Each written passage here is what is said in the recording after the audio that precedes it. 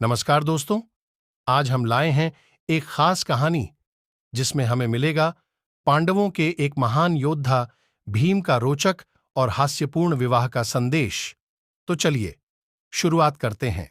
पांडव लक्षागृह से बचने के बाद एक रात जंगल में सो रहे थे और भीम पहरा दे रहे थे।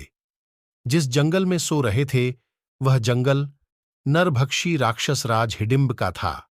हिडिंब ने हिडिंबा को जंगल में मानव का शिकार करने के लिए भेजा। हिडिंबा जब जंगल में गई तो उसने भीम को पहरा देते हुए देखा और बाकी पांडव अपनी माता कुंती के साथ सो रहे थे।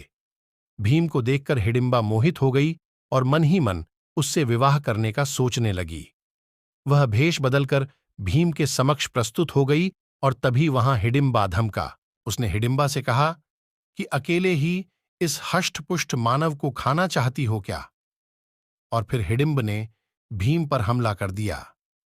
हिडिंबा ने इस हमले में भीम का साथ दिया। फिर भीम और हिडिंब में भयानक युद्ध हुआ।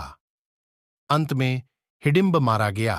हिडिंब के मरने पर कुंती सहित सभी पांडव वहां से प्रस्थान की तैयारी करने लगे।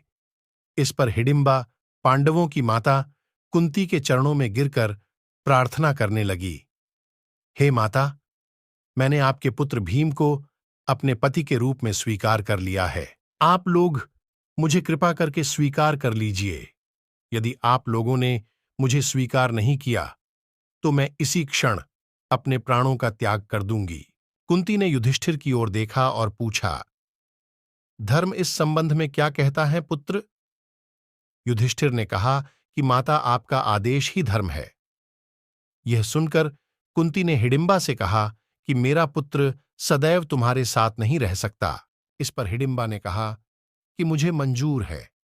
विवाह के बाद, पुत्र प्राप्ति के बाद वह स्वतंत्र है। यह सुनकर कुंती ने भीम के हाथ में हिडिंबा का हाथ रख दिया। तो दोस्तों, कैसी लगी ये रोचक कहानी? अगर आपको यह वीडियो पसंद आया हो तो लाइक करें, शेयर करें और हमारे चैनल को सब्सक्राइब करना न भूलें। हम मिलेंगे एक नए रोचक वीडियो के साथ। धन्यवाद।